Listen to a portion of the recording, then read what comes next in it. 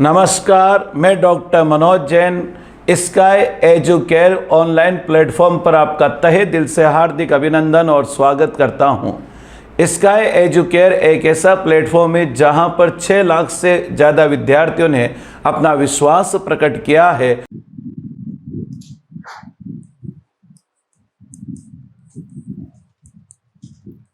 देखिए, हम बात कर रहे थे कौन से काल की? भक्ति काल की। बताए समय क्या माना गया था? आचार्य रामचंद्र शुक्ल के अनुसार संवत 1375 से 1700। संवत 1375 से 1700 का समय किस नाम से जाना गया? भक्ति काल के नाम से। भक्ति शब्द का सर्वप्रथम उल्लेख किसमें मिलता है? श्वेता अश्वेतर उपनिषद में। मतलब उपनिषद पहले आए कि वेद पहले आए? वेद पहले है, तो इसका मतलब यह हुआ कि वेदों में भक्ति शब्द का उल्लेख नहीं था। तो बताओ फिर किसमें मिला भक्ति शब्द का? श्वेता अश्वेतर उपनिषद में। श्वेता अश्वेतर उपनिषद में किस शब्द का उल्लेख मिलता है? भक्ति शब्द का उल्लेख मिलता है। भक्ति क्या है? बताइए, किसे कहेंगे भक्ति क्या है? भक्ति शब्द कौन से धातु से बना है? भज धातु से। कितने अर्थ हैं? 2 अर्थ है। एक का अर्थ है भजन करना और एक ईश्वर के ऐश्वर्य में भाग लेना ही क्या है? भक्ति है। ईश्वर के ऐश्वर्य में भाग लेना ही क्या है? भक्ति है। बताए, अब हम थोड़ा सा पीछे चल रहे थे कि भक्ति का उद्भव कहां से हुआ। तो बताओ, सबसे पहले हमने किसको देखा? प्रकृति। बताए, प्रकृति का क्या हुआ? मानवीकरण हुआ। प्रकृति का मानवीकरण हुआ और फिर कौन से? अवतारवाद की अवधारणा आई। किसकी अवधारणा आई? अवतारवाद की। विष्णु के कितने अवतार माने जाते हैं? 10 अवतार माने जाते हैं ना, जिसमें 2 प्रमुख है। कौन कौन से? राम और कृष्ण। बताओ, हमारे यहाँ कितने धर्म? शिव को मानने वाले क्या कहलाए? विष्णु को मानने वाले और शक्ति की उपासना करने वाले। अरे गोविंद, इसको बंद कर देना, तो मैं तो बीमार हो जाऊंगा। नहीं लग रहे ना कोई विशेष? बंद कर।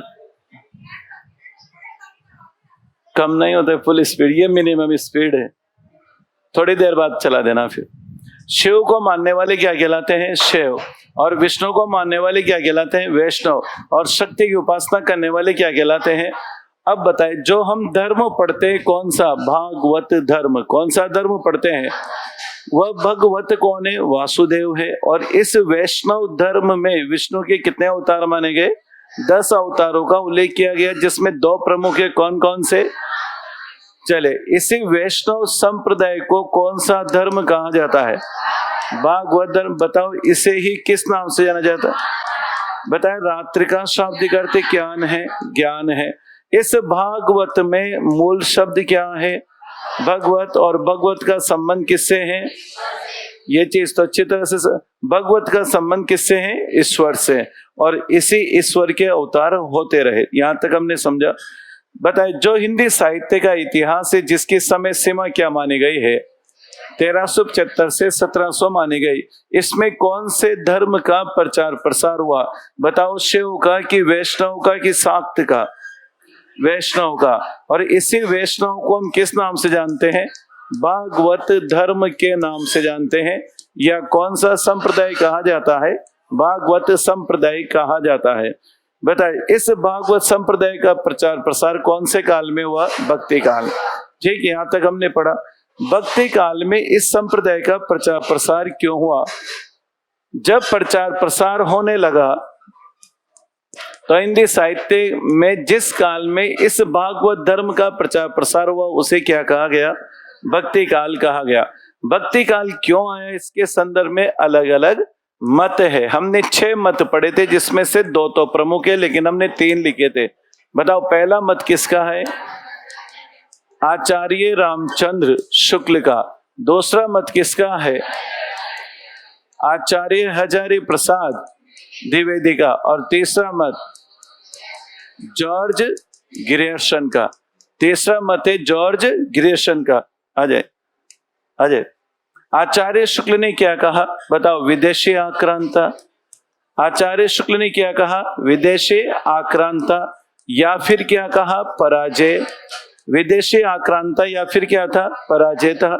बताओ आचार्य द्विवेदी ने क्या कहा, परंपरा। परंपरा, इसके साथ यहाँ क्या जोड़ सकते हैं, युगेन चेतना। बताओ यहाँ पर विदेशी आक्रांता, पराजय और युगेन चेतना, यहाँ पर क्या है, परंपरा है। बताओ क्या है, स्वाभाविक चेतना का विकास। बताओ क्या आएगा, स्वाभाविक चेतना का विकास। और नाथ संप्रदाय पुस्तक में लिखते हैं कौन से धर्म की देन, बौद्ध धर्म की देन इसे माना गया। कौन, आचार्य द्विवेदी। बताओ जॉर्ज ग्रियर्सन ने क्या कहा, बिजली की चमक के समान। याद आया कथन।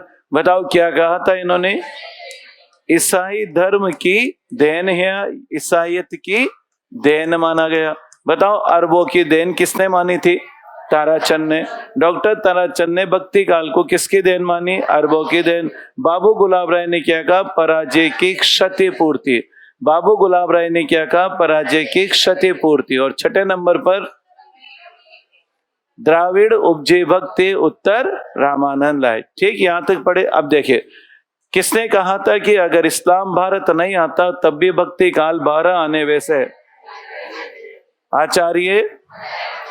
बताओ अपने पौरुष से हताश जनता के पास ईश्वर की ओर जाने के अतिरिक्त कोई मार्ग शेष नहीं था। किसने कहा, आचार्य रामचंद्र शुक्ल ने। और बिजली की चमक के समान किसने, जॉर्ज ग्रियर्सन ने। यहां तक 6 मत हो गए भक्ति काल, यहां तक हमने कथन हो गए थे। ठीक है, अब देखते हैं भक्ति काल को और क्या कहा।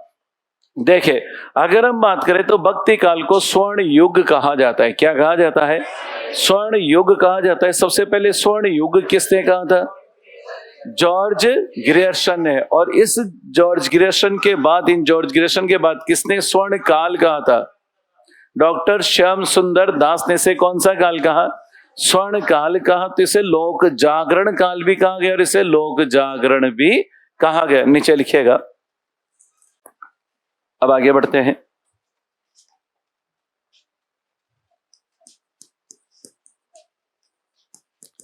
नीचे इससे में आगे लिखेंगे, जॉर्ज ग्रियर्सन ने,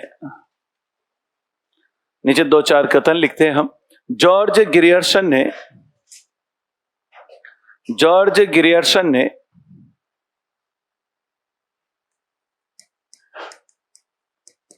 भक्ति काल को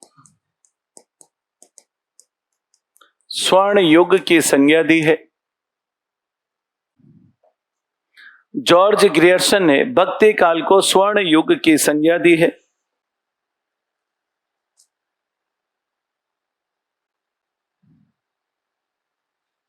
कौन से काल की संज्ञा दी है, स्वर्ण युग। जॉर्ज ग्रियर्सन ने भक्ति काल को स्वर्ण युग कहा है। यहां तक।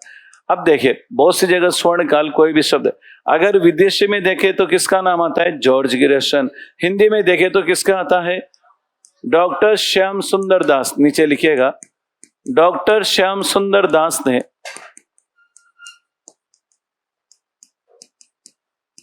भक्ति काल को स्वर्ण काल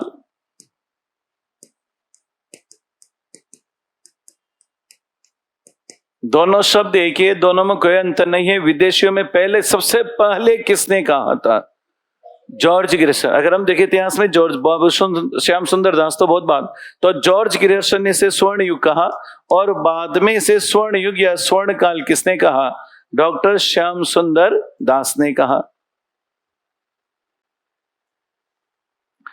अब बताइए इस अवस्था में हम जाग गए, अपने अस्तित्व को बचाने के लिए जागे, अर्थात विदेशी आक्रांता भारत में आ चुके थे। हम अपनी अस्मिता की रक्षा के लिए, अपने आप को बचाने के लिए क्या करने लगे, मंदिरों की ओर जाने लगे। तो बताओ हम जागे कि सोए, जागे। और बताओ रीतिकाल में वापस क्या हो गए, सो गए। सुरसुरा और सुंदरी में क्या हो गए, डूब गए। और पुनः फिर जागे कौन से काल में, आधुनिक काल में। और इसलिए उसे पुनर्जागरण काल कहा जाता है। तो पुनर्जागरण काल, आधुनिक काल को कहा गया। तो बताओ भक्ति काल कौन सा काल कहलाएगा, जागरण। लेकिन यहाँ जागा कौन, बताओ राजा महाराजा जागे कि जनता जागे। इसलिए 2 नाम आते हैं, एक लोक जागरण कहा और एक लोक जागरण काल कहा। दोनों शब्दों में अंतर है। आचार्य हजारी प्रसाद द्विवेदी ने से लोक जागरण कहा और रामविलास शर्मा ने से लोक जागरण काल कहा। नीचे लिखिएगा, आचार्य हजारी प्रसाद द्विवेदी ने, आचार्य हजारी प्रसाद द्विवेदी ने, आचार्य हजारी प्रसाद द्विवेदी ने, हाँ आ जाए, आचार्य हजारी प्रसाद द्विवेदी ने भक्ति काल को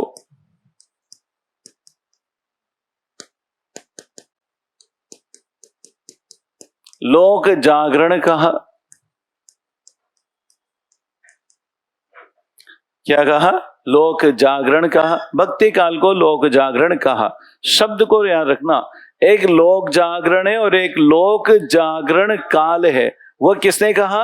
रामविलास शर्मा ने। नीचे लिखिएगा, रामविलास शर्मा ने,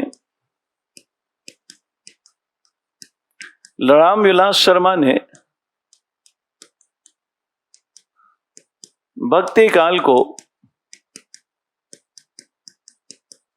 लोक जागरण काल कहा।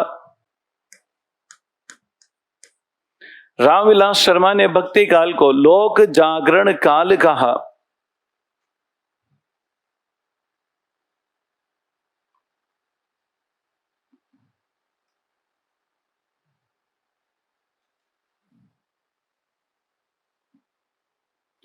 देखो दोनों में कोई अंतर नहीं है, लोक जागरण और यह कौन सा है? लोक जागरण काल है। अब इसे जागरण कहा गया। अब देखो चारों काल आपको याद है, पहला वीरगाथा काल, फिर भक्ति काल, फिर रीति काल और फिर गद्य काल। बताओ हम यहाँ आराम से जी रहे थे और समझ जाए हमारे दायित्व से हम सुषुप्त थे, विदेशी आक्रांत है तो बताओ हम क्या हो गए? सजग हो गए। बहुत सीधी सी चीज है। आपने देखा होगा अगर आसपास मोहल्ले में कोई चोरी नहीं हो तो बताओ कोई टेंशन नहीं है, लेकिन मोहल्ले में अगर किसी की साइकिल चोरी हो गई तो अपने घर में बच्चे की साइकिल को बांध के रखने लग जाते हैं। सजग हुए कि नहीं हुए? सजग हो गए। ऐसे जब तक हम कोई टेंशन नहीं थे, विदेशी नहीं आए, जब विदेशी आते बताओ हम क्या हो गए? सजग हो गए। सजग हो गए तो कौन सा काल? लोक जागरण या रोग जागरण काल कहा। फिर हमें लगा भाई ये तो परमानेंट ही यही हो गए, 300 साल हो गए, इनको भी जाने वाले नहीं है। तो फिर हम मस्त हो गए। मस्त होते फिर एंट्री मार गया, हो गया कि यार वो तो चोरी एक बार हो गई, बार बार थोड़ी चोरी होती, 6 महीने बाद फिर। अब बताओ अब की बार कौन आए? कौन आए? अंग्रेज आए। कौन सा धर्म आया? ईसाई धर्म। तो फिर जागे और फिर जागे तो बताओ कौन सा काल आया? पुनर्जागरण काल आया। अब हमें लगा भाई आजाद हो गया अब देश, अब क्या हो गए हम? फिर मस्त हो गए। फिर कोई आएगा और विदेशी आक्रांता, फिर कोई आ गया, फिर जागेंगे, लेकिन हम समय से पहले नहीं जाग रहे हैं। अब विदेशी आक्रांता फिर आगे तो फिर कोई धर्म लेके आएगा। और आप जानते हैं दुनिया में बढ़ती हुई ताकत चीन है। ठीक है, यहां पर एक बड़ी सा तो रामविलास शर्मा ने भक्ति काल को क्या कहा है? लोक जागरण काल कहा है। इसे एक जनजातीय आंदोलन कहा है। बताओ जनजातीय का मतलब जनजातीय नहीं है, जन हम जैसे लोग। नीचे लिखेगा, रामविलास शर्मा ने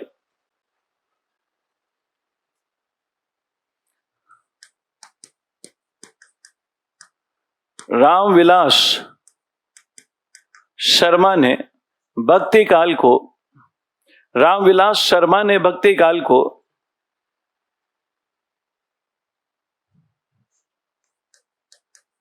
जातीय एवं एक जातीय, लिखेंगे एक जातीय एवं जन आंदोलन कहा है। रामविलास शर्मा ने भक्ति काल को एक जातीय एवं जन आंदोलन कहा है।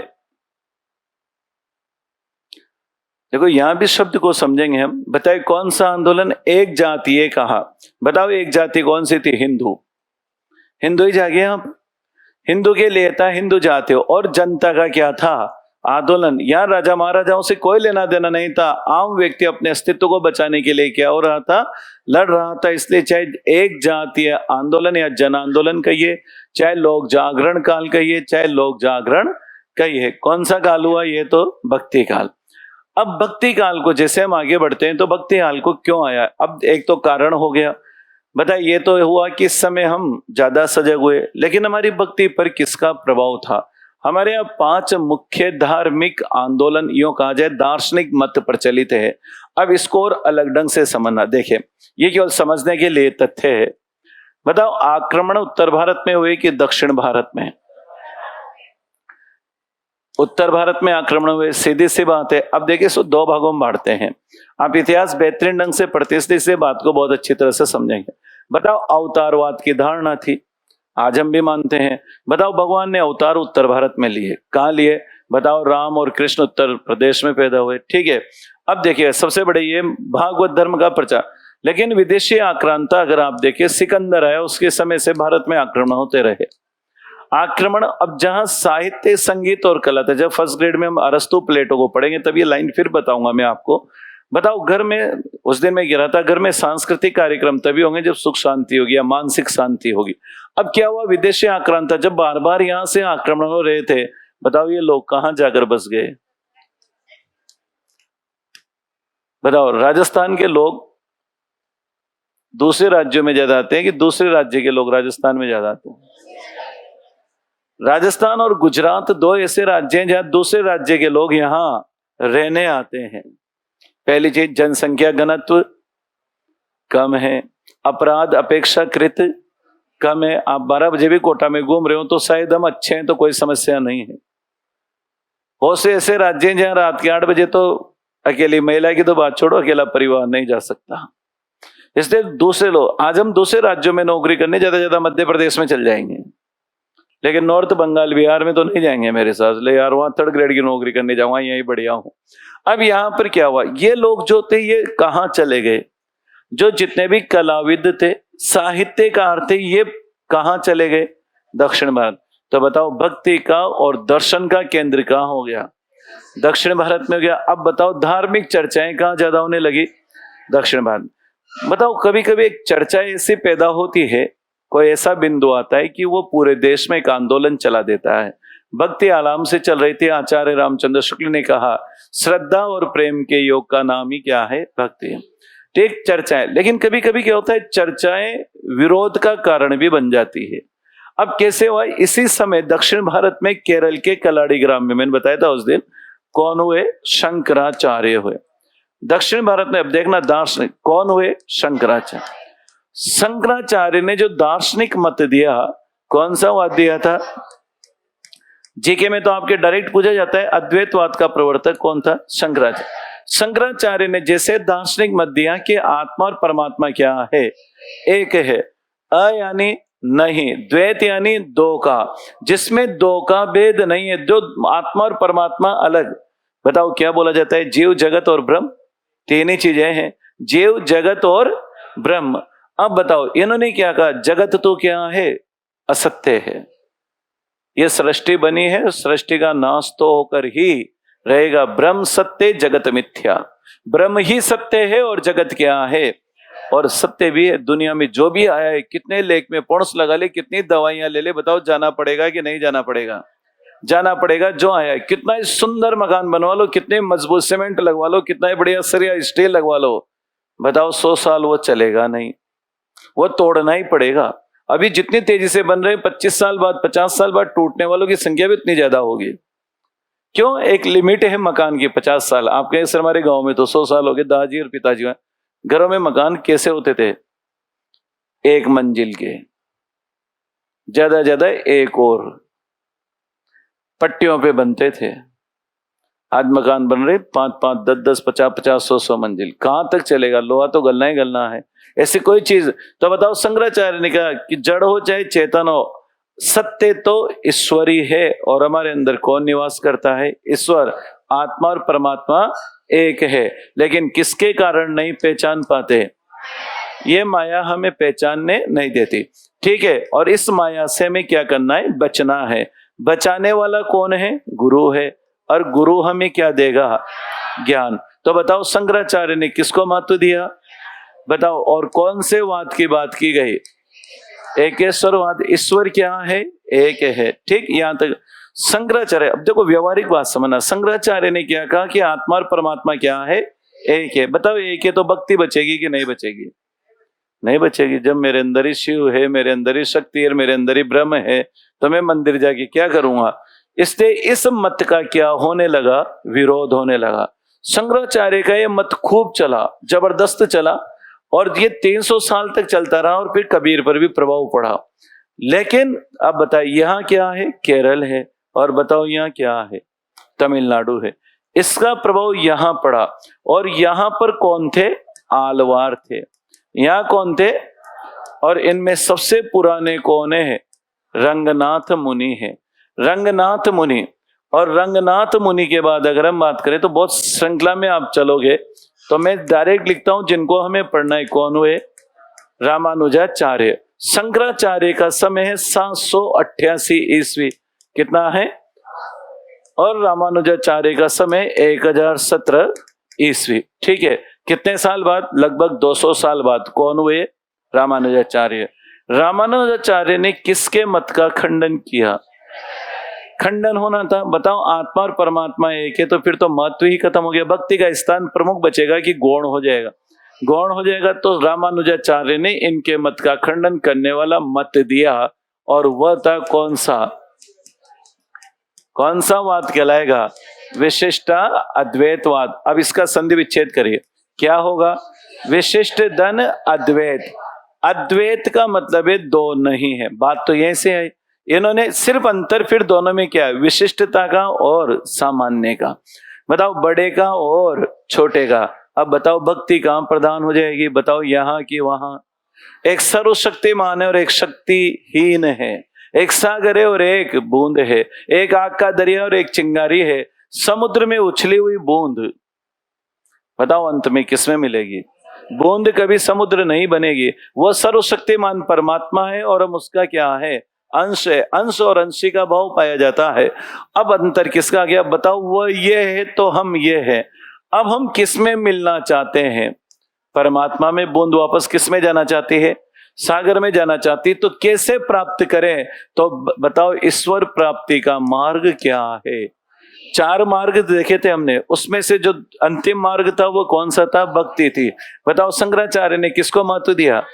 कितनी चीजें बताई थी? 4। पहला कर्म, ज्ञान, योग और भक्ति। और सबसे सरल कौन सी है? भक्ति है। अब भक्ति भी कई प्रकार की होती है।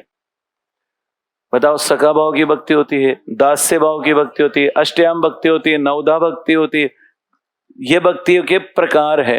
अब देखिए यहां भक्ति होने लगी। बताओ एक बड़ा है एक छोटा है। बताओ ये भगवान है और ये कौन है? भक्त है। ये सेवक है और ये सेव्य है। अब बताओ यहाँ कौन से भाव की भक्ति होने लगी? दास्य। तो शंकराचार्य। अब बताओ भक्ति का पहला आचार्य किसे कहा जाएगा? शंकराचार्य को कहा जाएगा कि रामानुजाचार्य को? क्यों कहा जाएगा रामानुजाचार्य को? भक्ति तो यहाँ थी, यहाँ तो भक्ति का स्थान क्या हो गया? गौण हो गया, आत्मा। अब देखो ये जो शंकराचार्य थे, इन्होंने अद्वैतवाद का प्रतिपादन करने के लिए 4 दिशाओं में 4 मठों की स्थापना की। कौन से? 4 मठों की स्थापना की। इसलिए और जब ये मठ स्थापित हुए तो इन्होंने 10 ऐसे स्थान चुने जहां 10 आचार्यों को नियुक्त किया जो इस मत का प्रचार प्रसार करेंगे। इसलिए शंकराचार्य के द्वारा प्रतिपादित जो मत था वह 10 नामी संप्रदाय भी कहलाता है। कौन सा कहलाता है? इस संप्रदाय को कौन सा संप्रदाय भी कहा जाता है? स्मार्त संप्रदाय भी कहा जाता है। कौन सा संप्रदाय? और इसको बताओ स्मार्त संप्रदाय कहा जाएगा कि वैष्णव संप्रदाय? वैष्णव संप्रदाय। अब दोनों में तुलना समझना, थोड़ी ऐसा लगेगा कि भगवान कहीं भक्त पाठ चल रहे हैं, लेकिन अंतर है। अब देखिए विशिष्ट अद्वैतवाद का दार्शनिक मत किस नाम से जाना जाता है? श्री वैष्णव संप्रदाय। श्री का मतलब यहाँ कौन है? लक्ष्मी। और लक्ष्मी के पति कौन है? विष्णु है। समझना, विष्णु को मानने वाले क्या कहलाए? वैष्णव। शंकराचार्य का दार्शनिक मत किस नाम से? अद्वैतवाद। और इन्होंने किस संप्रदाय की स्थापना की? 4 दिशाओं में 4 मठों की स्थापना की। कोई बता सकता? अभी करेंगे चर्चा। इन्होंने 10 व्यक्तियों को 10 स्थानों पर अपने मत का प्रचार प्रसार करने के लिए स्थापित किया जी। पूरे भारत का भ्रमण किया। इसलिए इनका 10 नाम, कितने व्यक्ति थे? 10 नाम, 10 व्यक्तियों के नाम दिए हुए। 10 व्यक्तियों ने इनके मत का प्रचार प्रसार कहाँ किया? पूरे भारत में किया। इसलिए इनके संप्रदाय को किस नाम से भी जाना जाता है? इस संप्रदाय का नाम क्या है? स्मार्त संप्रदाय। अब थोड़ा सा बेसिक समझना, बताओ हम क्या है? हम वैष्णव हैं कि स्मार्त है? अब आपके दिमाग में तुरंत प्रश्न आ गया, और आना भी चाहिए, क्या स्मार्त में और वैष्णव में क्या अंतर है? चलो अभी 2 प्रश्न पूछूंगा, बताओ। छापा तिलक हम करते हैं कि नहीं करते हैं? करते हैं। बहुत सारे लोग आपने देखा होगा तुलसी की माला भी पहनते हैं। गिरिराज जी की परिक्रमा, बाकी बिहारी जी के आप जाइए, बताओ आप यहाँ पर नाथ द्वारा चले जाइए, बताओ वहां तुलसी की माला मिलती है। द्वारका भी जाओगे तो तुलसी की माला ही चढ़ती है। जहां जहां जाओगे, मैं 4 धाम करे आया, और 4 धाम में सब जगह क्या चढ़ती है? तुलसी चढ़ती। 4 धाम में क्या चढ़ती है? बद्रिकाश्रम में चले जाइए, तुलसी चढ़ती है। आप यहाँ से पुरी चले जाइए, बताओ क्या चढ़ती है? तुलसी। आप अगर इधर चले तो द्वारकाधीश में क्या चढ़ती है? तुलसी। बताओ ये कौन सा बचा? रामेश्वरम, शिव जी का जो। ठीक है, 4। अब यहां पर आप समझिएगा क्या माना गया। जो हम 10 नामी संप्रदाय थी, दोनों संप्रदाय में जो कंठी धारण करते हैं, जो तुलसी माला धारण करते हैं, जो तिलक लगाते हैं, बताओ वो क्या है? जप माला सरे न एको काम। जप माला छापा तिलक, बताओ तुलसी कबीरदास ने लिखा है। जप माला छापा तिलक लगाने वाले को बताओ कबीरदास स्वीकार करते हैं कि अस्वीकार? जहां केवल क्या है? आस्था है, जहां हम आस्तिक हैं, जहां हम पंचदेवों की उपासना करते हैं, बताओ वह कौन सा संप्रदाय कहलाता है? इसमें न कंठ में तुलसी की माला धारण की जाती है और न क्या लगाया जाता है? तिलक लगाया जाता है। बताओ ये कौन से कहलाए? स्मार्त संप्रदाय। इसने आपने देखा हो अभी 11 आई थी, जिसमें क्या था, किसी ने 11 को माना और किसी ने 12 को माना। तो उसमें यह था कि वैष्णव संप्रदाय वाले तो इस वार को मानेंगे एकादशी, और स्मार्त संप्रदाय वाले मानेंगे 12 में 11 आता है ना। आजकल आपने देखो 2 अलग अलग हो रही है, सुविधा है, छुट्टी के अनुसार मान लेते हैं अपन। ठीक है, तो यहां पर इस तरह से, तो आप तो सीधा सा ध्यान रखिएगा। पहली चीज बताओ, भक्ति आंदोलन जो दक्षिण भारत से प्रारंभ हुआ, किसके विचारों से हुआ? भक्ति आंदोलन प्रारंभ करने वाले कौन थे? अगर संप्रदाय पढ़े तो आलवार संत थे। इन आलवारों में कौन हुए थे? अब 2 शब्द पकड़ना। अगर दक्षिण, बताओ पहला प्रश्न आता है, बताओ भक्ति प्रारंभ कहां हुई? दक्षिण। अब व्यक्ति विशेष आए तो, संप्रदाय आए तो, आलवारों में कौन हुए थे? रामानुजाचार्य। रामानुजाचार्य के शिष्य कौन हुए? राघवानंद। रंगनाथ मुनि रामानुजाचार्य, रामानुजाचार्य के शिष्य, और राघवानंद के शिष्य द्रविड़। भक्ति द्रविड़ उपजे उत्तर रामानंद लाए। बताओ भक्ति का उदय कहां हुआ? उत्तर भारत में लाने का श्रेय रामानंद को है। आइए लाइन समझ में। अब देखो, भक्ति का मत सबसे पहले प्रचारित किसने किया? रामानुजाचार्य ने। अब समझना, बताओ इन्होंने शंकराचार्य की तरफ अपनी बात कही, मैंने रामानुजाचार्य की। बताओ 2 ही संप्रदाय चलेंगे क्या? वो तीसरे और हो गए, उन्होंने कहा ये भी अलग है, वो चौथ। अब देखो आप समझना, रामानुजाचार्य ने भी क्या कहा, ये तो मानना ही पड़ेगा कि आत्मा और परमात्मा क्या है, एक है, अंतर किसका है, विशिष्टता। रामानुजाचार्य के बाद अगर हम काल क्रम के अनुसार देखें, काल क्रम के अनुसार देखें तो बताओ कौन आते हैं? मध्वाचार्य। बिल्कुल सही। कौन आते हैं? मध्वाचार्य आते हैं। बताओ फिर कौन आते हैं? निम्बार्काचार्य आते हैं। और बताओ फिर कौन आते हैं? वल्लभाचार्य। ये हमें पढ़ने होते हैं, बाकी बीच में आते रहे। इनका दार्शनिक मत किस नाम से? द्वैतवाद के नाम से। इनका दार्शनिक मत द्वैता अद्वैतवाद के नाम से जाना जाता है, और इनका मत शुद्ध अद्वैतवाद। अब पहले ये क्या है, ये तो बात की बात हम देखेंगे। पहले देखो, बताओ शंकराचार्य ने क्या कहा? अद्वैत। रामानुजाचार्य ने विशिष्टाद्वैत, मतलब उन्होंने माना कि हमारे अंदर कौन है? भगवान है। बताओ वल्लभाचार्य ने भी क्या माना? हमारे अंदर भगवान है। अद्वैत का मतलब आत्मा परमात्मा एक है। इन्होंने भी क्या माना, ईश्वर एक है और हमारे अंदर भगवान है। मतलब 5 में से 4 तो ये मानते हैं कि हमारे अंदर कौन है। तो बताओ हमें भी क्या करना चाहिए, मान लेना चाहिए। इसलिए तो लोग कहते हैं मैं बेईमानी कर रहा हूं, कोई नहीं देख रहा है, कर लो। तभी तो हमारे घरों में बोला जाता है कोई नहीं देख रहा है लेकिन भगवान देख रहा है। दीवारें कितने भी मजबूत कर लो, आपने बेईमानी की, चोरी की, कोई फर्क नहीं, गलत काम किया, कोई नहीं देख रहा है लेकिन कौन देख रहा है? वो सैटेलाइट है, दीवारें उससे रोक नहीं सकती। इसलिए कर्म फल तो क्या करना है, यही भोगना। ये चीजें दार्शनिक मत, ये तो भक्ति और क्या है। अब देखिएगा अंतर किस बात का है। यहाँ शुद्ध का मतलब क्या है, यहाँ द्वैत क्या है, यहाँ द्वैतवाद क्या है, इसको हम बाद में आगे देखें। अब बताए भक्ति से संबंधित कितने संप्रदाय हो गए? 5। एक संप्रदाय के प्रतिक्रिया स्वरूप कितने संप्रदाय है? 4। बाद में तो बहुत संप्रदाय चले, लेकिन मुख्य कितने हैं? 4। अब इनसे संबंधित हमारे क्या बनते हैं प्रश्न। अब शीर्षक डालेगा भक्ति से संबंधित, शीर्षक डालेगा भक्ति से संबंधित प्रमुख दार्शनिक मत। भक्ति से संबंधित प्रमुख दार्शनिक मत। भक्ति से संबंधित प्रमुख दार्शनिक मत। भक्ति से संबंधित प्रमुख दार्शनिक मत।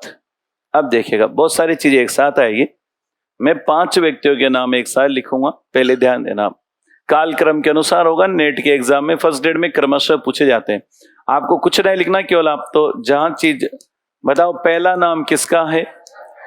शंकराचार्य। शंकराचार्य के मत का खंडन करने वाले रामानुजाचार्य। किसका नाम आएगा?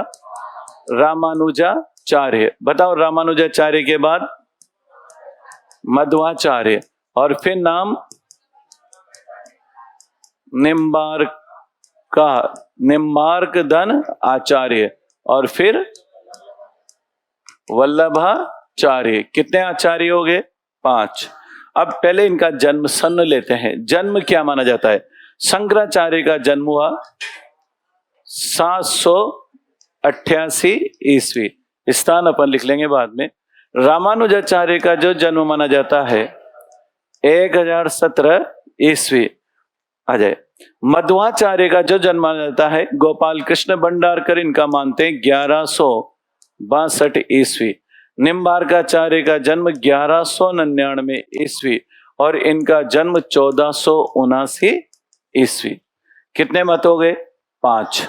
मुख्य मत, इनके मत के प्रतिक्रिया स्वरूप यह है। ठीक। अब शंकराचार्य किसके अवतार माने जाते हैं? भगवान शंकर के अवतार। किसके अवतार? भगवान शंकर के अवतार माने जाते हैं। रामानुजाचार्य, अब आपको रटने की, बताओ शंकर में तो किसके अवतार माने गए? भगवान शंकर के। अब यहां देखो रामानुज, राम धन अनुज।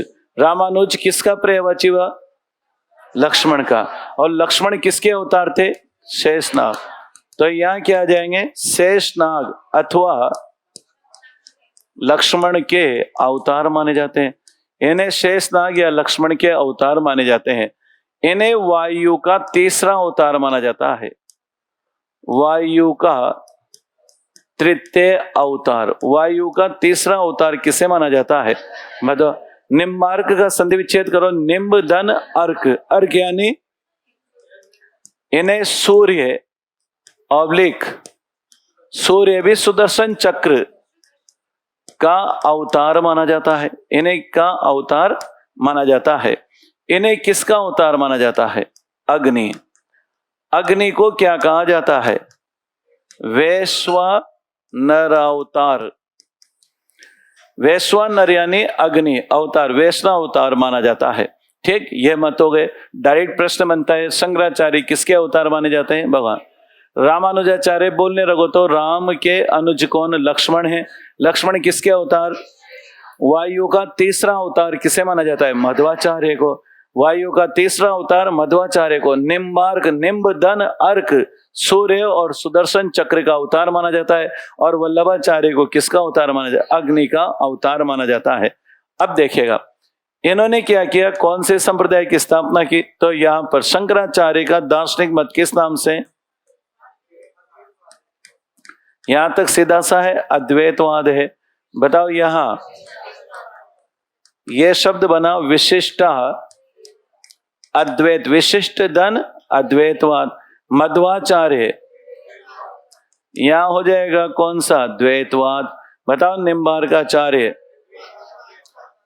द्वैत भी है, द्वैता अद्वैतवाद। और बताओ यहां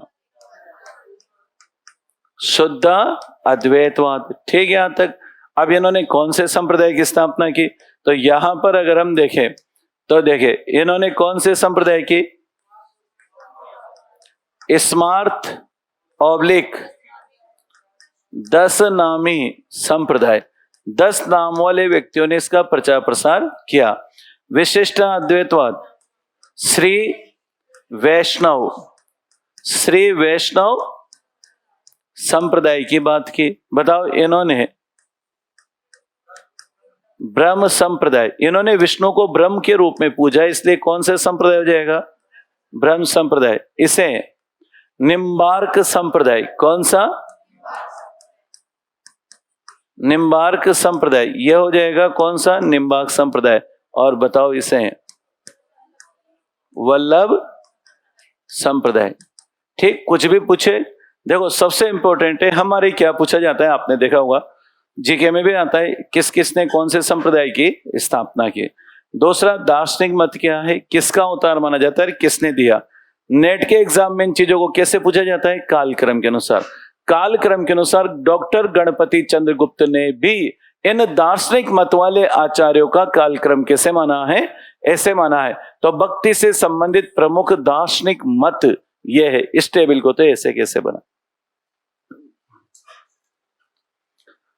भक्ति से संबंधित दार्शनिक मत आ जाएंगे एक लाइन में, आ जाएंगे रजिस्टर में। यूं नहीं आए तो यूं खड़ा करके लिख लेना।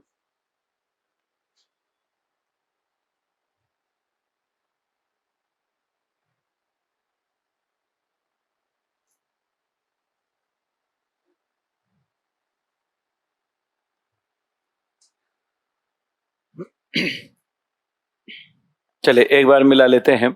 कालक्रम के अनुसार भक्ति से संबंधित दक्षिण भारत में जो आंदोलन चला उसमें किसकी विचारधारा के प्रतिक्रिया स्वरूप? शंकराचार्य।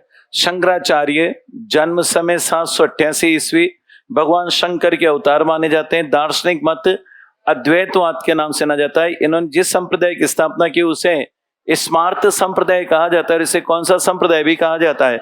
10 नामी संप्रदाय भी कहा जाता है। इनके मत का खंडन करने वाले पहले आचार्य कौन थे? रामानुजाचार्य। समय क्या है? 1017 ईस्वी। शेषनाग या लक्ष्मण के अवतार माने जाते हैं। दार्शनिक मत किस नाम से जाना जाता है? विशिष्टाद्वैतवाद संप्रदाय की स्थापना की श्री वैष्णव संप्रदाय। श्री यानी लक्ष्मी, लक्ष्मी के पति विष्णु। मध्वाचार्य वायु का तृतीय अवतार माना जाता है। किसको? मध्वाचार्य को। द्वैतवाद और कौन से संप्रदाय की स्थापना की? ब्रह्म संप्रदाय। निम्बार्काचार्य अर्क 1199 ईस्वी, सूर्य और सुदर्शन चक्र का अवतार माना जाता है। द्वैतवाद निम्बार्क संप्रदाय की स्थापना की। और वल्लभाचार्य 1479 ईस्वी, अग्नि वैश्वानर अवतार कहा जाता है। शुद्ध द्वैतवाद और कौन से संप्रदाय की स्थापना की? वल्लभ संप्रदाय की स्थापना की। अब देखिए वैसे तो राम काव्य, आप थोड़ा सा विस्तार से देखते हैं। बताओ राजस्थान में जितने भी संत हुए और हमारे संत काव्य धारा जो निर्गुण पंथ में हम पढ़ेंगे, बताओ उन पर इन चारों का प्रभाव है कि एक का कौन? शंकरा। जितने भी संत हुए, जितने भी निर्गुण संत हुए, बताओ उन सब पर किसका प्रभाव था? ये ईश्वर को तो मानते हैं लेकिन ये नहीं, नास्तिक नहीं है ये। भगवान को तो मानते हैं लेकिन भगवान कहाँ है? अपने अंदर है। ये किसने कहा? शंकर। बताओ राम काव्य धारा का आचार्य किसे माना जाएगा? मध्वाचार्य। आपने कभी देखा होगा हमारे उत्तर भारत में ब्रह्म संप्रदाय नहीं चलता, इसका संबंध ज्यादातर कहाँ है? दक्षिण भारत से है। यहाँ पर राम और कृष्ण दोनों को महत्व दिया गया है। अब आ जाओ कौन सा, निम्बार्क संप्रदाय। बताओ इसमें राधा कृष्ण का जो श्रृंगारिक वर्णन किया जाता है वो कौन सा संप्रदाय, निम्बार्क संप्रदाय। तो बताओ विद्यापति ने राधा कृष्ण का श्रृंगारिक वर्णन किया था किसके प्रभाव में, निम्बार्क संप्रदाय।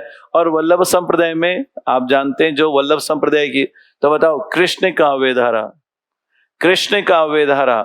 बताओ यहां पर राम काव्य धारा, और यहाँ राम तो है लेकिन कौन से है, निर्गुण निराकार है। तो जब हम वहां पढ़ेंगे 4 भागों में करके तो ये चीज बहुत आसानी से अपने को समझ में आ जाएगी। तो बताओ जो हम निर्गुण राम काव्यधारा कृष्ण काव्यधारा पढ़ते हैं, बताओ वो पहले पढ़ना चाहिए कि पहले आचार्यों को पढ़ना चाहिए।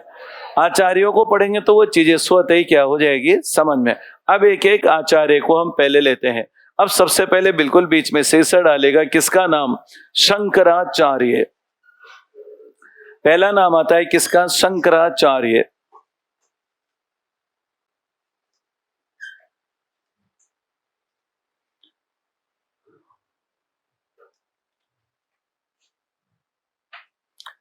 कुछ नहीं लिखना, पहले अपन समझेंगे। नंबर 1 पहला नाम आता है किसका, शंकराचार्य। देखिए इनका जन्म कब हुआ, 788 ईस्वी। कहां पर, कलाड़ी ग्राम और केरल, कलाड़ी ग्राम केरल में हुआ। और समय देखना 820 ईस्वी में इनकी क्या हो गई, मृत्यु हो गई। कुल आयु अगर हम देखें तो कितने वर्ष, 32 वर्ष। लेकिन अल्पायु में अनेकानेक तो ग्रंथ लिखे और अपनी प्रसिद्धि आज भी पूरे भारत में है। हमारे हिंदू धर्म के आदि आचार्य कौन माने जाते हैं, शंकराचार्य। आज भी जो 4 मठों की स्थापना की, उन चारों मठों में जो भी व्यक्ति, जो भी भक्त या जो भी आचार्य बैठते हैं उनका नाम भी क्या रखा जाता है, शंकराचार्य ही रखा जाता है। ठीक है, शंकराचार्य हुए। शंकराचार्य के संदर्भ में किंवदंती मैंने आपको बताई थी। इनके माता पिता के कोई संतान नहीं थी, भगवान शिव की उपासना की। भगवान शिव प्रसन्न हुए और सपने में आते हैं और कहते हैं कि आपके सामने एक विकल्प है। अगर आप बहुत उम्र वाली संतान चाहते हैं तो सामान्य बालक होगा, लेकिन अगर आप इस संसार में प्रसिद्ध बालक को चाहते हैं तो उसकी आयु अल्पायु होगी। माता पिता ने अल्पायु बालक को चुना और वह बालक क्या कहलाया, शंकराचार्य कहलाता है। ठीक है, शंकराचार्य की अगर हम बात करें तो देखो गुरु के बिना ज्ञान संभव नहीं है। शंकराचार्य ने किससे शिक्षा प्राप्त की,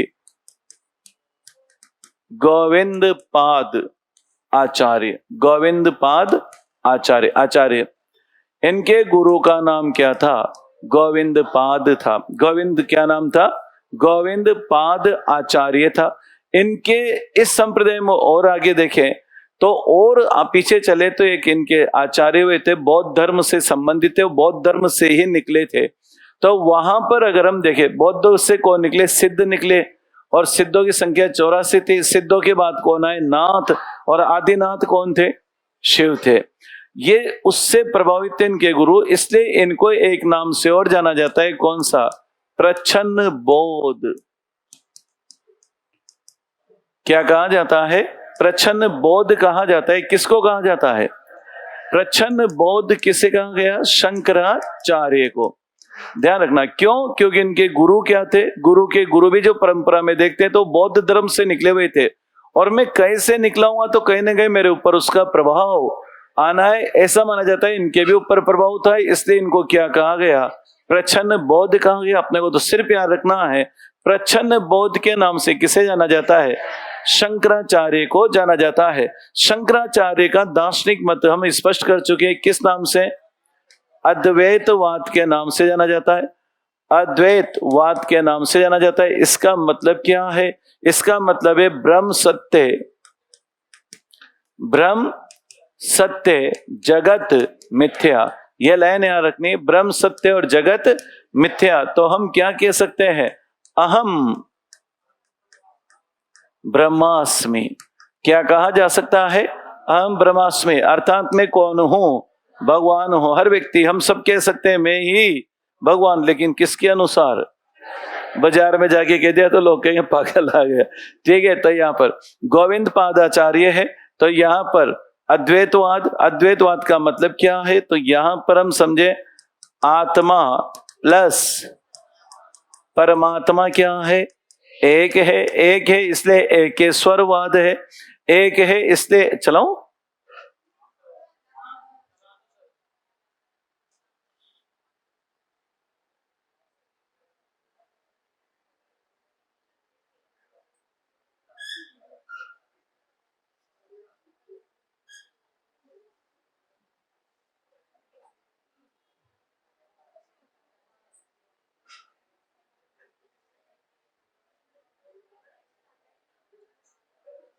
चले आगे देखते हैं।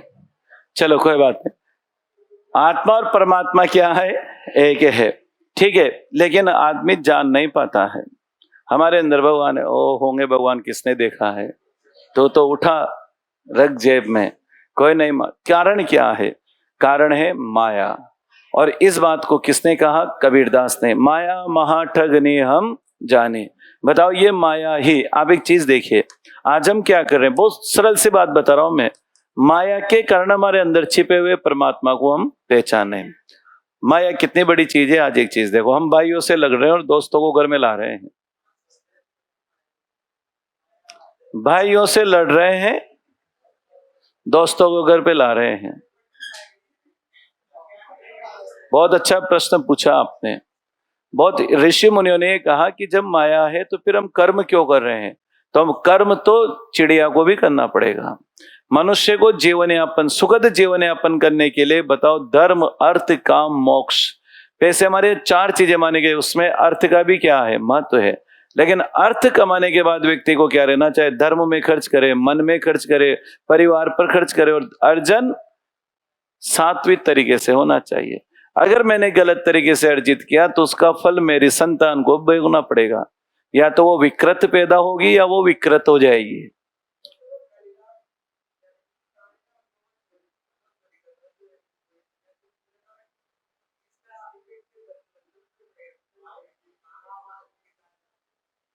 देखो, अपवाद तो हर जगह मिल जाएंगे। राजा के बेटे चोर हुए और चोरों के बेटे राजा हो गए। लेकिन अगर हम साधारण जो धर्म, भाई मैं तो कोई आचार्य हूं नहीं, मैं तो जो इन्होंने कहा वही बता रहा हूं, ठीक है, तो वो अलग चीजें हो जाती है। लेकिन निश्चित है, जैसा परिवार होगा वैसा बच्चा वातावरण में जरूर सीखता है। लेकिन हमेशा हो ये कोई जरूरी भी नहीं है। तो आत्मा और परमात्मा एक है। हमने किसके कारण नहीं पहचान पाते? माया के कारण। और माया तो बहुत सारे, एक लड़का मिला मुझे आज सुबह, अपने यहाँ रीट साइंस में पढ़ता है सुबह। वो मुझे एमए क्लास छोड़ के निपटा 12 बजे। सर एक बात अकेले में बात करनी है। मैंने कहा बोल। सर मैं गांजा पीता हूं। मैंने कहा फिर? मैंने कहा पैसे कहां से आते हैं? कि सर पैसे की कोई कमी नहीं है। मैंने कहा फिर? कि सर छूटे कैसे? मैं कहा तो यहाँ कितने बजे तक? सर 12-1 बजे तक तो मैं यहाँ पढ़ता हूँ, जाता हूँ, खाना खाता हूँ और सो जाता हूँ। शाम होते होते मेरा दिमाग, जैसे मैं अकेला बैठा गांव में रहता था, पढ़ता, यहाँ पढ़ने नहीं आया, बीए प्राइवेट कर ली, बीएससी आ गया, चल गया। जब फिर ही रहता था गांव के लोगों ने पिलाने की आदत, और खाली दिमाग शैतान का घर। मैंने कहा कितने बजे तुझे ऐसा लगता है कि मुझे ये चाहिए? कि सर शाम को 8, 9, 10 के बीच में। मैंने कहा ऐसा कर, तू पढ़ने बैठेगा तो मन लगेगा नहीं, या तो कोई गेम्स ज्वाइन कर ले, या फिर एरोबिक्स में डांस सीखने चल जा, या फिर और कुछ नहीं हो तो तू ऐसा कर जिम में चल जा। वहां तो 2 घंटे रहेगा। क्योंकि इंसान खाली, मैं क्यों कहता हूं कि बीए के घर में 12वीं पास बच्चा बैठा, समझाओ वो गलत आदतों में गया। क्योंकि क्या करेगा दिन भर बैठे बैठे? खाली दिमाग, या तो आईपीएल देखेगा, या मोबाइल देखेगा, या इधर उधर तेरी मेरी करेगा, या लड़के आएगा घर में माँ बाप की। कम से कम 6 घंटे कोचिंग वाला तो संभाल रहा है। इससे बड़े विकल्प क्या है? पुलिस वाला भी नहीं दे रहे इतने रेट में, तो थाने में अंदर गारंटी है। तो ये आता, तो वो ऐसे तो 50 बच्चे में, आज शहरों में आप पढ़ रहे हो इसलिए पढ़ने वाले नजर आते, गाँव में बैठ के देख लो आप, बीए एमए करे हुए बच्चे वहां बैठे बैठे सिगरेटें पीते रहते हैं, और जीवन का कोई उद्देश्य नहीं है। परीक्षा आती, फॉर्म भरते, एक गाइड ले आते हैं, या फिर किसी का 300 का ऑनलाइन कोर्स ले लेते हैं, आत्मा को शांति देर काम चला लेते हैं, फिर फेल होते हैं। जनरल के देगा रिजर्वेशन की वजह से नहीं होता है, एसटी/एससी के देगा आजकल इनमें भी भीड़ बहुत हो गई। दोनों ही आत्मा को शांति दे रहे हैं, पढ़ नहीं रहा है, नाच न जाने और फिर कुछ नहीं हुआ, ऑफलाइन पढ़ने आ गया तो क्या कहेगा, कोचिंग वालों ने पढ़ाया जो एक लाइन भी नहीं मिली। अगर कोचिंग में पढ़ाने वाले सारे पास हो जाते तो फिर मंदिरों की जरूरत ही कहां पड़ती। खुद को भी पढ़ना पड़ता है भाई। अगर कोचिंग में पढ़ाने वाले सारे पास हो जाते तो मैं यहाँ क्या करता, मैं तो आईएएस की कोचिंग करके अब तक तो कलेक्टर बन जाता। करना तो दोनों को ही पड़ेगा। तो ये चीज यहाँ पर आती है। बहुत सारे लोग हैं जो समझ, अब बताओ वो किस में उलझ गया, माया में, और उसको सिखाए भी उसके अध्यापक नहीं। आज भी बहुत सारे अध्यापक होते हैं, यहाँ आप बैठे हैं, बस यो अन्यथा मत दीजिए, मैंने शायद किसी के मोबाइल नंबर मेरे पास नहीं है, न मेरे आपके पास होंगे, ठीक है, रोग है भी तो मेरे तो कभी उठता नहीं है, मोबाइल उठने से पहले तो उसका फोन ही उठ जाता है, ठीक है। बहुत सारी चीज, बहुत सी आदत होती है मोबाइल नंबर देना, फिर आपको एक good morning, good evening, Balaji Beru ji, जय जिनेन्द्र, जय श्री कृष्णा, फिर ये कहेंगे ये करो वो करो, फिर फोटो डालेंगे तो हम लाइक, ये सब माया है। ये सब क्या है? माया है। ये मेरा है, ये तेरा है। जो 25 साल माँ बाप के साथ रहा वो 25 महीनों में उनका सगा नहीं हुआ। जो 25 साल माँ बाप के साथ रहा वो शादी और नौकरी लगने के बाद ही माँ बाप का सगा नहीं हुआ, तो 25 महीने भी साथ नहीं रहा, तो इसको लाइक कर रहा है, गारंटी है डिसलाइक करने में देर नहीं करेगा।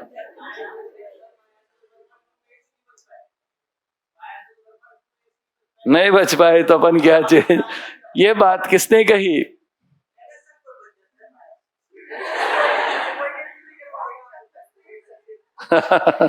आपकी हो गई शादी? नहीं हुई, कोई बात। ठीक है, बहुत सारे उदाहरण हैं।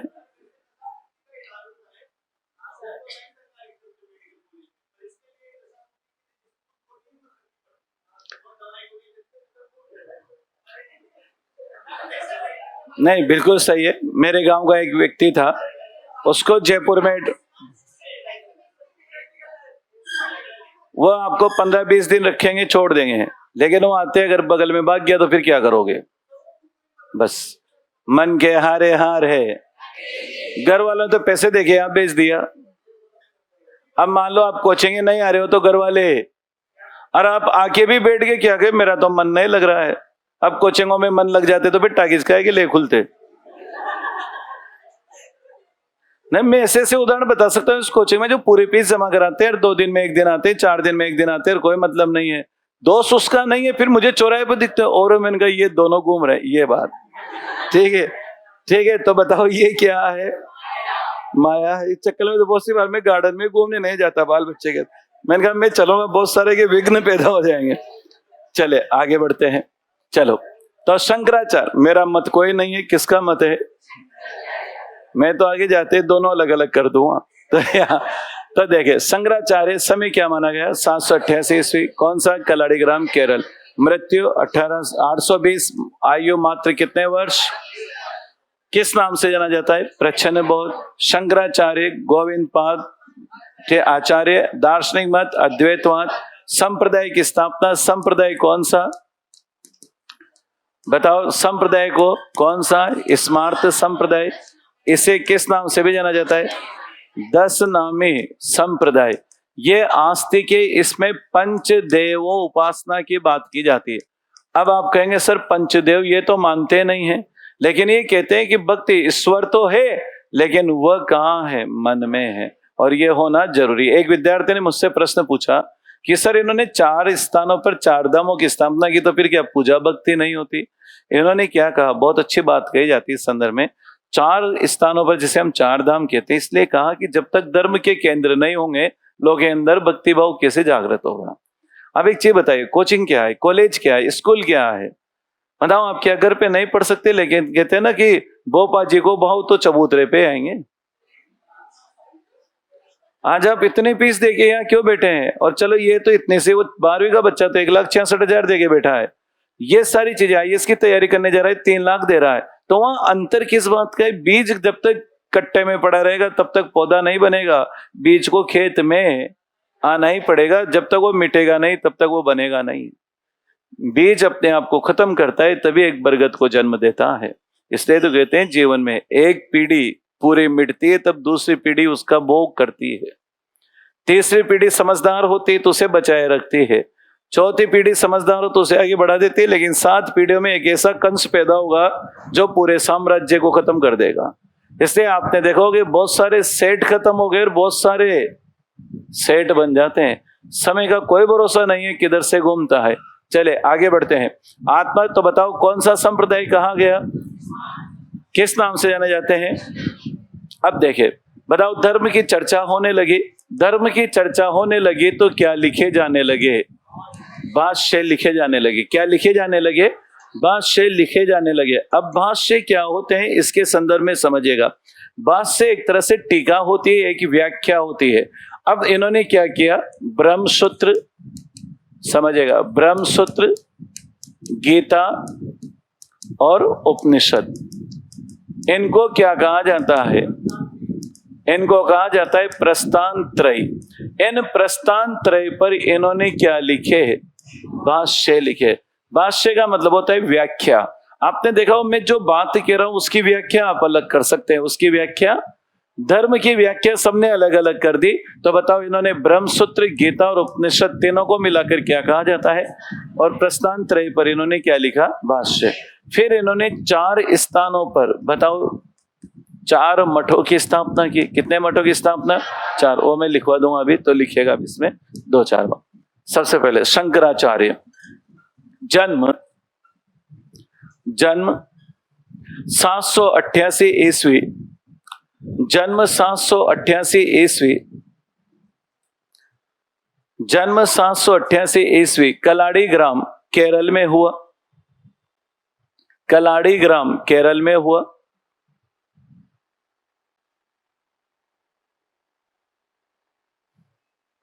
नीचे लिखिएगा मृत्यु 820 ईस्वी में।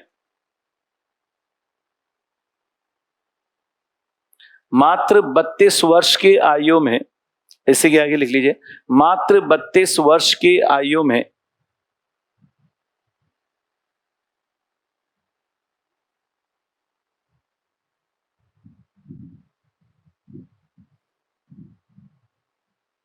नीचे लिखिएगा, इन्हें भगवान शंकर का अवतार माना जाता है। इन्हें भगवान शंकर का अवतार माना जाता है। इन्हें भगवान शंकर का अवतार माना जाता है। इन्हें भगवान शंकर का अवतार माना जाता है। किसका अवतार माना जाता है? भगवान शंकर का अवतार माना जाता है। पूर्णिराम किस नाम से भी जाना जाता है? प्रच्छन्न बोध। इन्हें प्रच्छन्न बोध के नाम, प्रच्छन्न का मतलब छुपा हुआ, इन्हें प्रच्छन्न बोध के नाम से भी जाना जाता है। इन्हें प्रच्छन्न बोध के नाम से भी जाना जाता है।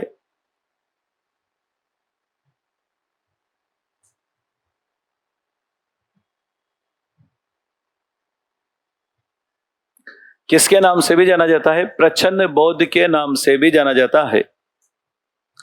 नीचे लिखिए, शंकराचार्य के गुरु का नाम, शंकराचार्य के गुरु का नाम गोविंद पाद। गोविंद पाद, बहुत सी जगह क्या मिलेगा? गोविंद योगी, एक ही नाम है। शंकराचार्य के गुरु का नाम गोविंद पाद ऑब्लिक गोविंद योगी था।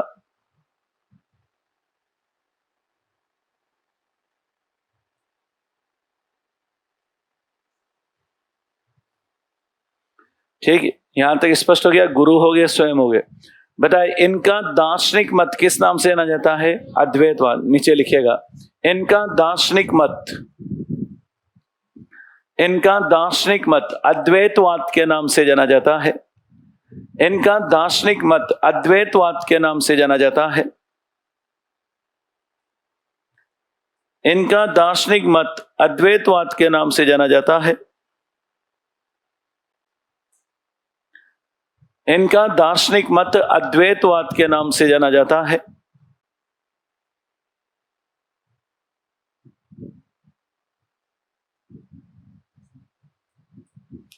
अद्वैत का शाब्दिक अर्थ है,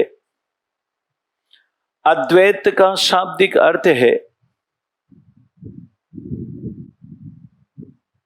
अद्वैत का शाब्दिक अर्थ है आत्मा और परमात्मा दो न होकर एक है। अद्वैत का शाब्दिक अर्थ है आत्मा और परमात्मा दो न होकर एक ही है। दो न होकर क्या है? एक ही है। आत्मा और परमात्मा दो न होकर क्या है? एक ही है। आत्मा और परमात्मा एक है, दो नहीं है। अद्वैत दो नहीं है, क्या है? एक ही है। नीचे लिखिएगा, शंकराचार्य ने लिखा है, शंकराचार्य ने लिखा है, शंकराचार्य ने लिखा है ब्रह्म सत्य जगत मिथ्या। शंकराचार्य ने लिखा है ब्रह्म सत्य जगत मिथ्या।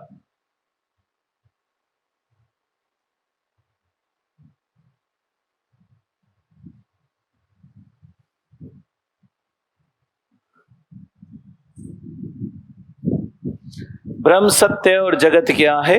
मिथ्या है। ब्रह्म ही सत्य है। इसलिए बताओ, जब इंसान मर जाता है तो क्या बोला जाता है? राम नाम सत्य है, बाकी सब गत्य है। राम नाम सत्य है, बाकी सब, राम नाम ही सत्य है, बाकी सब गतिमान है। जो आया है वह, लेकिन वो उस दिन ही याद रहता है। ठीक है, तो ब्रह्म सत्य जगत मिथ्या, अर्थात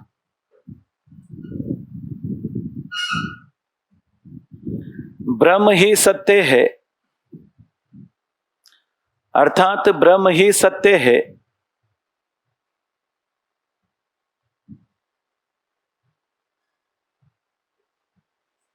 और संसार मिथ्या है। संसार क्या है? मिथ्या है। नीचे लिखिएगा, जीवात्मा और परमात्मा एक है। नीचे लिखिएगा, जीवात्मा और परमात्मा एक है। जीवात्मा और परमात्मा एक है, लेकिन जीव कौन हो गए? हम हो गए। लेकिन जीव माया के कारण, लेकिन जीव माया के कारण स्वयं के अंदर विद्यमान, स्वयं के अंदर विद्यमान, स्वयं के अंदर विद्यमान ईश्वर को पहचान नहीं पाता है। ईश्वर को पहचान नहीं पाता है। ईश्वर को पहचान नहीं पाता है। किसके कारण नहीं पहचान पाता है? नीचे लिखिएगा, शंकराचार्य माया के घोर विरोधी थे। शंकराचार्य माया के घोर विरोधी थे।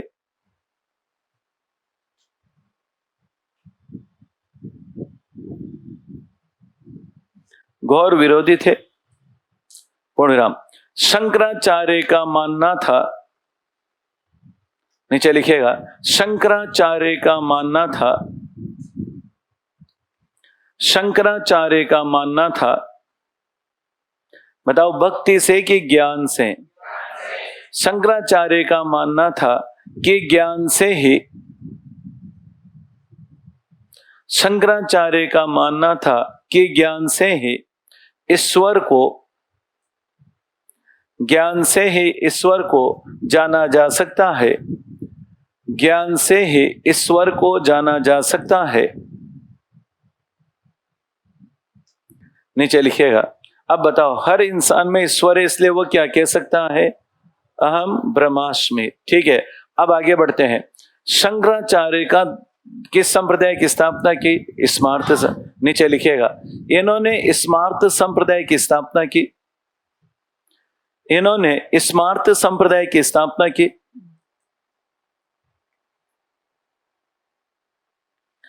इन्होंने स्मार्त संप्रदाय की स्थापना की।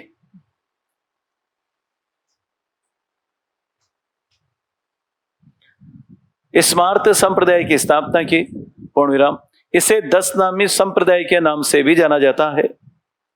इसे 10 नामी संप्रदाय के नाम से भी जाना जाता है।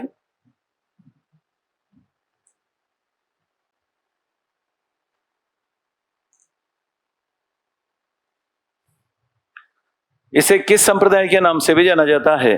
10 नामी संप्रदाय के नाम से भी जाना जाता है।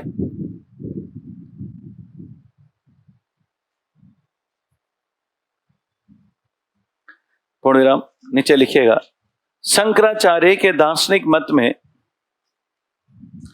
शंकराचार्य के दार्शनिक मत में,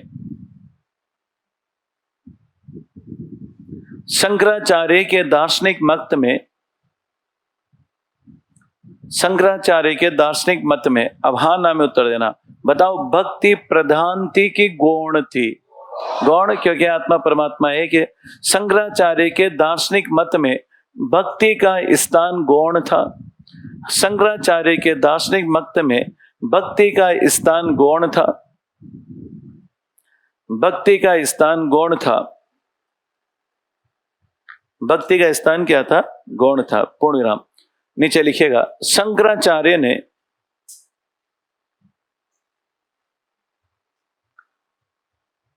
अनेक पुस्तकें लिखी है।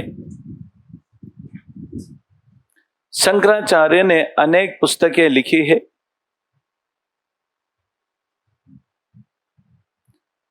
पूर्णविराम, नीचे लिखिएगा, शंकराचार्य ने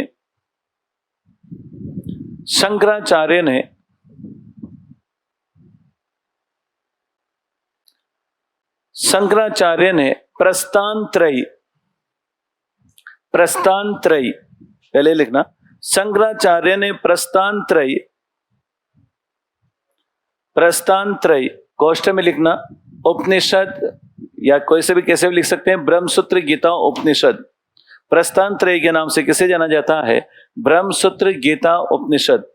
शंकराचार्य ने प्रस्थानत्रयी, ब्रह्मसूत्र, गीता, उपनिषद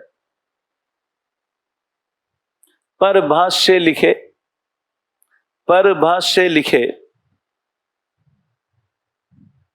पर भाष्य लिखे। पूर्णविराम, नीचे लिखिएगा, अब बताओ, शंकराचार्य ने 4 दिशाओं में 4 मठों की स्थापना की। नीचे लिखिएगा, शंकराचार्य ने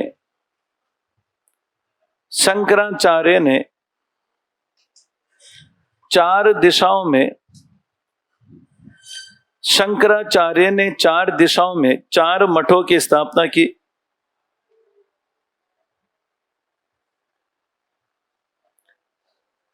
चार मठों की स्थापना की। शंकराचार्य ने 4 दिशाओं में 4 मठों की स्थापना की। अब देखिए, 4 मठ कौन कौन से थे? बताओ, पहला आता है कौन सा? अगर हम यहां चले, बद्रिका आश्रम, बताओ ये कहां पड़ता है? उत्तराखंड। बद्रिका आश्रम कहां है? उत्तराखंड में है। बताओ फिर, पुरी, जगन्नाथ पुरी कहां पर है? उड़ीसा। फिर चले, रामेश्वरम तमिलनाडु, और द्वारका, द्वारका कहां पर? गुजरात में। 4 दिशाओं में कितने मठों की स्थापना की? इसलिए एक हिंदू धर्म का व्यक्ति कितनी यात्राएं करता है? 4 धाम की यात्रा करता है। ठीक है, लिखेगा, चारों ऐसे कैसे? इसे किस नाम से जाना जाता है? देखो, इसे कहा जाता है ज्योतिर्मठ। इसे कौन सा मठ कहा जाता है? ज्योतिर्मठ कहा जाता है। इसे गोवर्धन मठ कहा जाता है। इसे गोवर्धन मठ कहा जाता है। इसे श्रृंगेरी मठ कहा जाता है।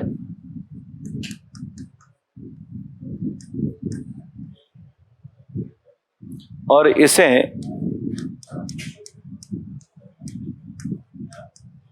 शारदा मठ कहा जाता है। कितने मठ हो गए? 4। हाँ, बिल्कुल ऐसे अपने को याद होना चाहिए। बद्रिका आश्रम उत्तराखंड ज्योतिर्मठ के नाम से जाना जाता है। जगन्नाथ पुरी उड़ीसा में है। कृष्ण, बलराम और सुभद्रा की मूर्तियां वहां 3 लकड़ी की बनी होती, 12 साल में बदलते हैं। गोवर्धन मठ है रामेश्वरम में भगवान शिव, और शारदा मठ द्वारका गुजरात श्री कृष्ण।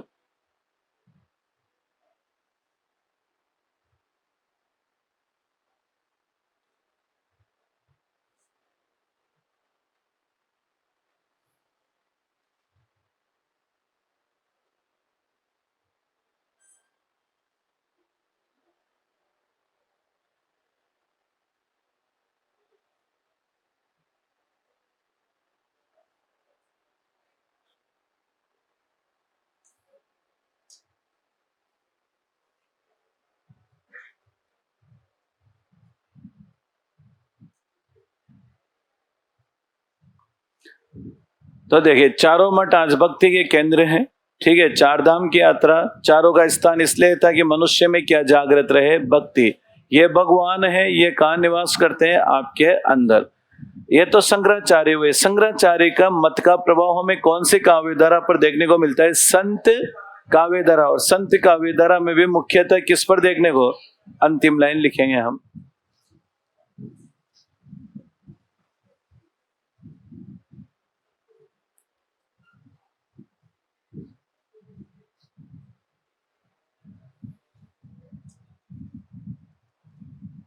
लिखे, नीचे अंतिम लाइन लिखेगा, शंकराचार्य के अद्वैतवाद का प्रभाव,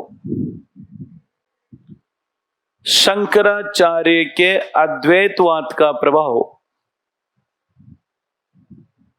शंकराचार्य के अद्वैतवाद का प्रभाव भक्तिकालीन, शंकराचार्य के अद्वैतवाद का प्रभाव भक्तिकालीन संत काव्यधारा, भक्तिकालीन संत काव्यधारा पर देखने को मिलता है। शंकराचार्य के अद्वैतवाद का प्रभाव भक्तिकालीन संत काव्यधारा पर देखने को मिलता है।